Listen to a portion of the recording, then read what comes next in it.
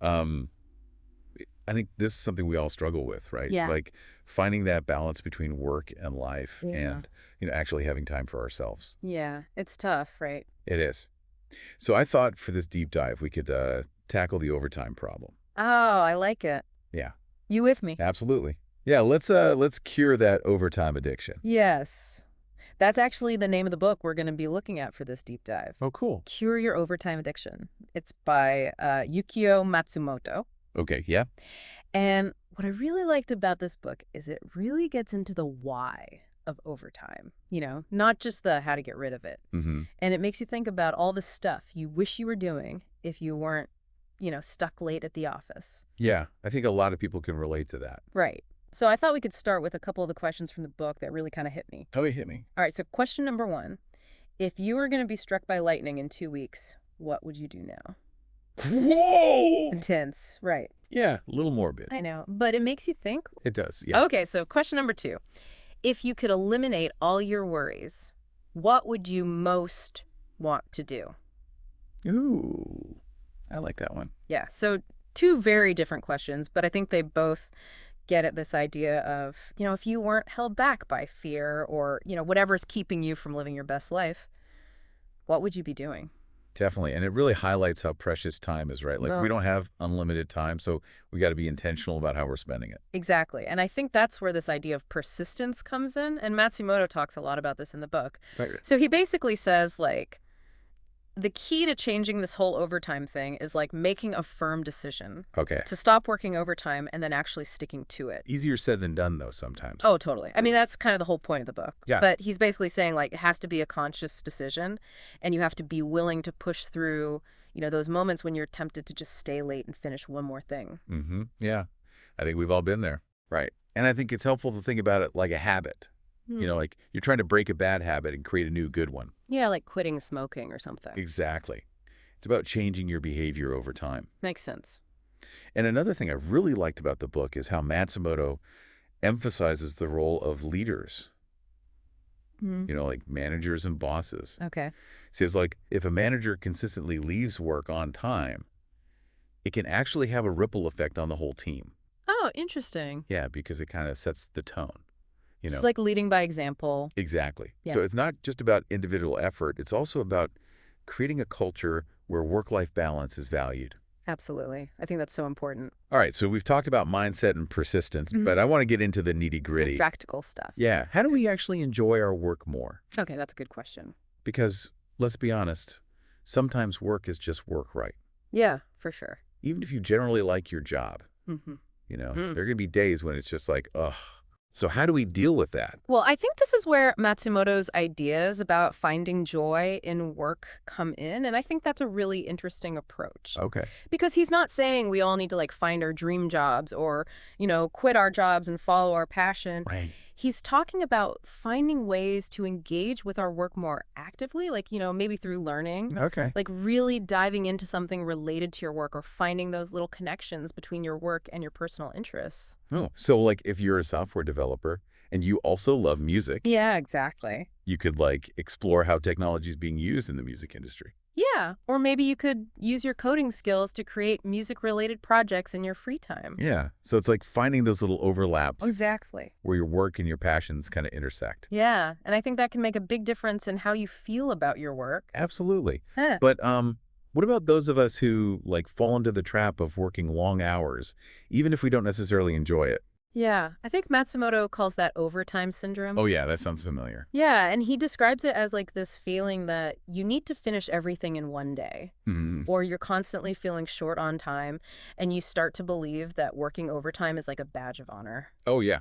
It's like you're wearing those long hours as a sign of dedication. Exactly. It's a weird kind of competition. Yeah, and it can be really hard to break out of that cycle once you're in it. Oh, I know. But the good news is Matsumoto offers a different perspective. He suggests like a mindset shift Okay. where you start to see leaving work on time as a sign of competence. Oh, interesting. Like you're good at managing your time and you're efficient. Not like you're lazy or you don't care. Exactly. I like that. Yeah, and he even suggests using affirmations to reinforce this commitment. Affirmations. Yeah, like telling yourself, I am determined to achieve the goal of 0 overtime. I like that. Yeah. It's like giving yourself a little pep talk. Yeah. Keep yourself on track. Yeah. But let's be real. Sometimes it feels like we're just drowning in to-do lists Yeah. and endless emails and, all that stuff. Yeah. How do we actually make this happen in the real world? That's a great question. And this is where Matsumoto's practical strategies come in. And this is where it gets really interesting. Okay, I'm all ears. Hit me with those strategies. All right. So are you ready to dive into some of Matsumoto's practical strategies for reclaiming your time? Yes, I am.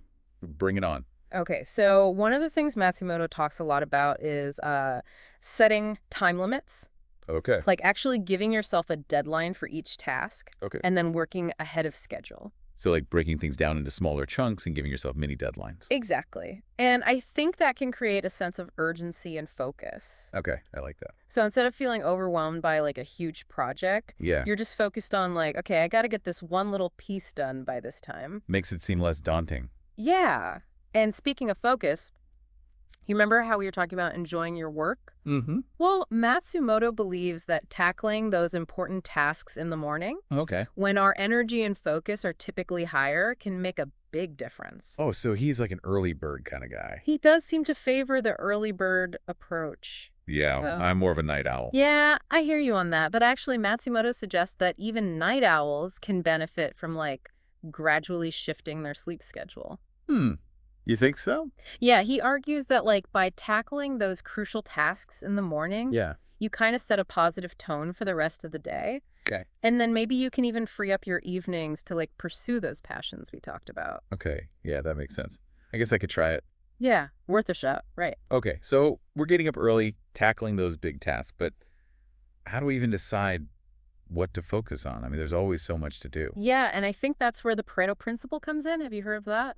The Pareto principle. It's also known as the 80-20 rule. Oh, yeah. Yeah, I think I've heard of that. So basically it means like 80% of your results come from 20% of your efforts. So we should focus on that 20%. Exactly. Identify the tasks that are really moving the needle and prioritize those. Don't sweat the small stuff. Exactly. Delegate or eliminate whatever you can. Okay, so that's for tasks. But what about email? That can be a huge time suck. Oh, tell me about it. Right. Like you can spend hours just going through your inbox. And it never ends. Yeah. So what does Matsumoto say about that? Well, he suggests dedicating specific short periods for checking and responding to messages Okay. rather than constantly interrupting your workflow. So like set aside a block of time in the morning and then another one in the afternoon. Yeah, something like that. So you're not like constantly getting pulled away from what you're working on. I like that. Yeah, it's like setting boundaries with your inbox. Exactly. And he also talks about leveraging downtime effectively. Downtime. Like those little pockets of time when you're waiting for a meeting or commuting or whatever. Oh, yeah. He suggests having a list of small tasks that you can knock out during those times. Oh, that's smart. So instead of just scrolling through social media, Yeah, you're actually being productive. turn those dead zones into productive zones. Exactly. Okay, so we've talked about tasks and email, but what about prioritization? Yeah, how do we decide what to do first when everything feels urgent? Well, Matsumoto actually has a pretty simple approach to prioritization. Okay. He suggests categorizing tasks as A, B, or C based on urgency and importance, and then just focusing on the A tasks first. So no need for like a complicated system or anything. He thinks overthinking prioritization can actually be counterproductive. Just keep it simple. Exactly. Focus on the most important stuff and get it done. All right, that makes sense. But what about when other people are the problem? What do you mean? Like, demanding bosses, chatty coworkers, those endless meetings that could have been an email. Oh, yeah, I feel you on that. Right. So how we deal with that? Well, Matsumoto actually has a lot to say about communication. Okay. He believes that strong communication can prevent a lot of unnecessary overtime. And he even has a specific method for this called the SD communication method. SD? Yeah, it stands for summary detail. Okay, so what's that all about? It's about getting to the point quickly and efficiently. Okay. So you start by stating the summary or conclusion of your message up front, Okay. and then you follow up with the supporting details. So cut to the chase. Exactly. No more rambling emails or meandering meetings. I like it. Yeah. And he also emphasizes the importance of active listening. Active listening. Yeah, really paying attention to what others are saying. Okay. Because he believes that can lead to better collaboration, reduced misunderstandings, and ultimately less time wasted. So being a good listener can actually save you time. It can.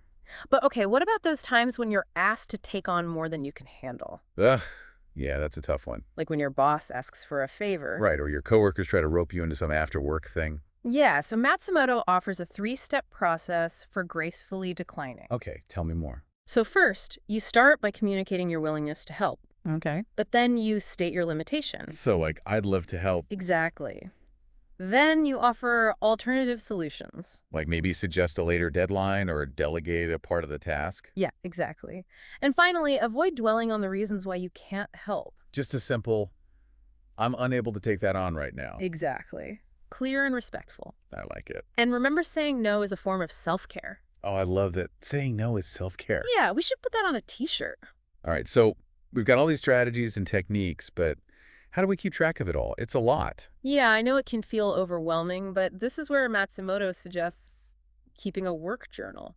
A work journal. Yeah, but he encourages us to use it for more than just scheduling tasks. Okay. He suggests using it to reflect on our goals and dreams. Oh, so it's like a more holistic kind of journal. Exactly. He suggests writing down your dreams, goals, even your personal philosophy or guiding principles. I like that. Yeah, it's like a reminder of what's important. Exactly. And he also highlights the importance of accurately estimating work time. Oh, that's a big one for me. I always underestimate how long things will take. Yeah, we've all been there, but by being more realistic with our time estimates, Yeah, we can create more realistic schedules and avoid overcommitting. which leads to less stress and less overtime. Exactly. So accurate time estimates, purpose-driven work journal, clear communication strategies. It's all starting to come together. Yeah, it's all connected. But I'm curious, how does all this tie back to achieving our dreams? You mentioned that earlier. Yeah, so remember those questions we talked about at the beginning? The lightning strike and the worries. Exactly. So by freeing up our time and energy, Yeah. we create the space to actually pursue those things that would make us happy. So it's not just about working less, it's about living more. Exactly. It's about creating a life that's aligned with our values and aspirations. I love that. Yeah. But you also mentioned this idea that someday we might even forget what overtime means altogether. It's a powerful vision, Yeah. isn't it? It is. Yeah. What would that kind of life look like? I think it's a life where work and life are so seamlessly integrated Yeah. that we no longer think in terms of work time versus personal time. Wow, that sounds amazing. Yeah, it's about being fully engaged and present in everything we do, whether it's work hobbies, relationships, or just enjoying moments of quiet contemplation. So it's about finding that sweet spot where work is both challenging and fulfilling. Yeah, And we have ample time and energy for everything else that matters. exactly.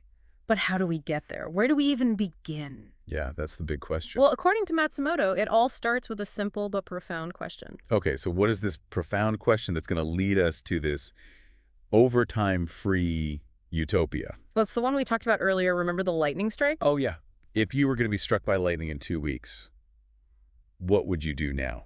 That's the one. Okay. Yeah, it definitely makes you think about what's really important. It does, right? Like if you knew your time was limited, what would you regret not doing? Exactly, and I think that's what Matsumoto is trying to get at with this whole idea of curing our overtime addiction. It's not just about working less. It's about making time for the things that really matter to us. Absolutely. It's about aligning our actions with our aspirations.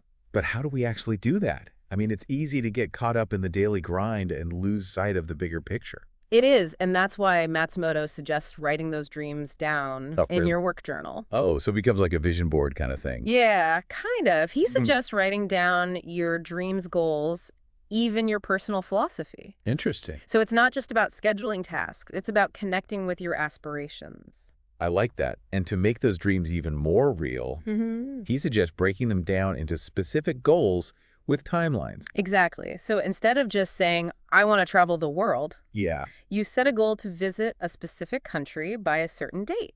Okay. And you start planning and saving for it. So you're taking action. Exactly. Right. And that can help you stay motivated and on track. Makes sense. And it kind of ties back to all those time management techniques we talked about. It does, right.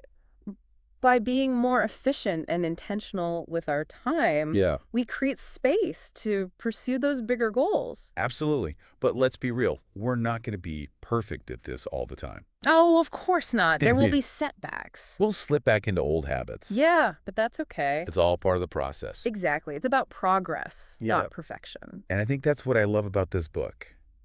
It's not about some rigid set of rules. Mm-hmm. It's about finding what works for you and making gradual changes over time. It's about empowering yourself to create a life you love. Well said.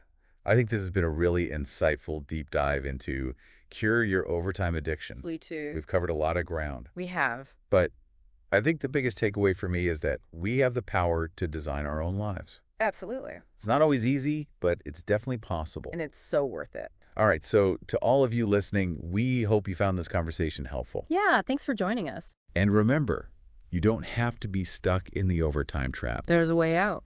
You can create a life with more time for the things you love. Absolutely. All right, that's it for this deep dive. We'll see you next time. See ya.